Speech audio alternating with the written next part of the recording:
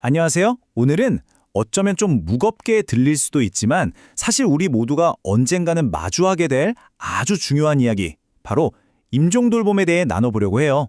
이걸 두려움의 대상으로 보기보다는 이해와 따뜻한 마음으로 함께 들여다보는 시간이 됐으면 좋겠습니다. 자, 그럼 가장 기본적인 것부터 시작해볼까요? 임종돌봄 하면 혹시 어떤 이미지가 떠오르시나요? 아마 많은 분들이 생각하는 것과 실제 의미는 조금 다를 수 있거든요. 그 오해부터 한번 풀어보면서 시작해볼게요.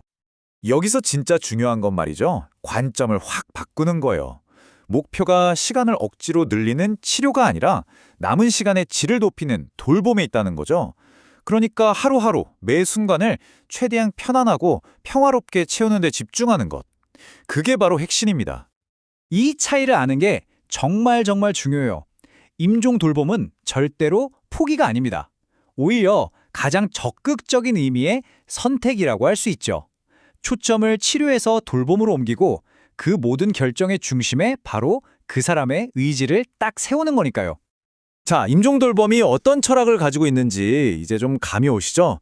그럼 이제 그 마지막 여정을 걷는 사람의 마음속으로 한번 들어가 볼게요.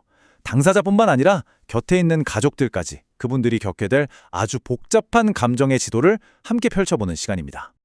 아마 많이들 들어보셨을 거예요. 엘리자베스 퀴블러-로스의 유명한 죽음의 5단계 모델이죠. 부정, 분노, 타협, 우울, 그리고 수용. 근데 이걸 무슨 체크리스트처럼 1단계 끝나면 2단계 이렇게 생각하시면 절대 안 돼요. 이건 그냥 거대한 현실 앞에서 우리 마음이 출렁이는 자연스러운 모습 같은 거고요. 순서도 사람마다 다르고 어떤 단계에 얼마나 머무는지도 다 제각각입니다. 바로 이 문장에 모든 해답이 들어있는 것 같아요. 우리가 해야 할 일은 그 감정의 파도를 억지로 멈추게 하는 게 아니에요. 그저 그 파도가 몰아치는 바다에서 길을 잃지 않도록 곁을 지켜주는 등대가 되어주는 거죠.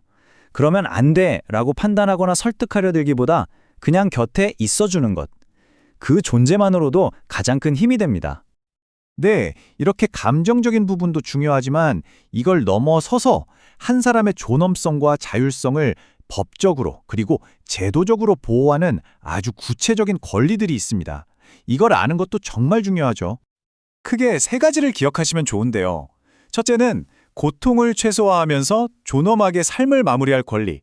둘째는 사전 연명의료의향서 같은 걸 통해서 내가 받을 치료, 받지 않을 치료를 직접 결정할 권리.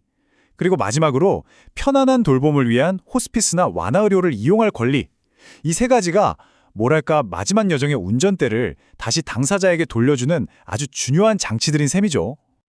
자, 그럼 방금 말씀드린 이 모든 권리들을 하나로 꿰뚫는 가장 중요한 핵심 원칙은 과연 뭘까요? 이 모든 것들이 결국 단 하나의 가치를 지키기 위해 존재하는 거거든요. 그게 뭘까요? 네, 맞습니다.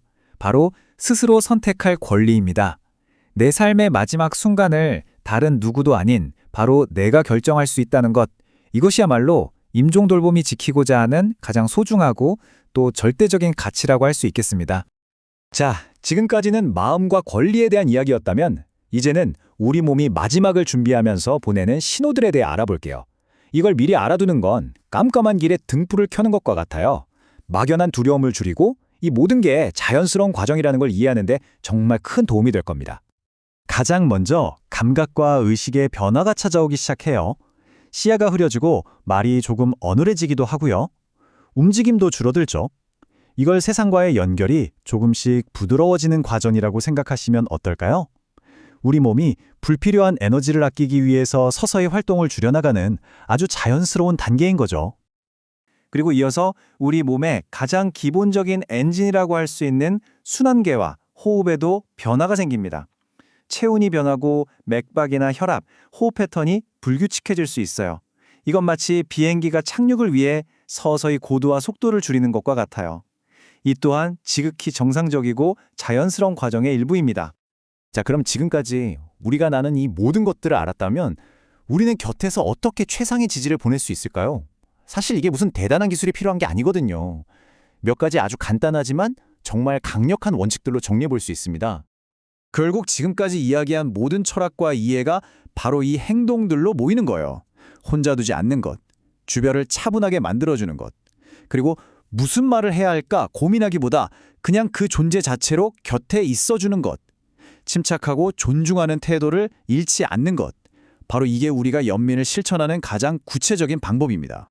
오늘의 이야기는 이 질문으로 마무리해볼까 합니다. 여러분에게 좋은 죽음이란 무엇을 의미하나요? 물론 정답은 없겠죠.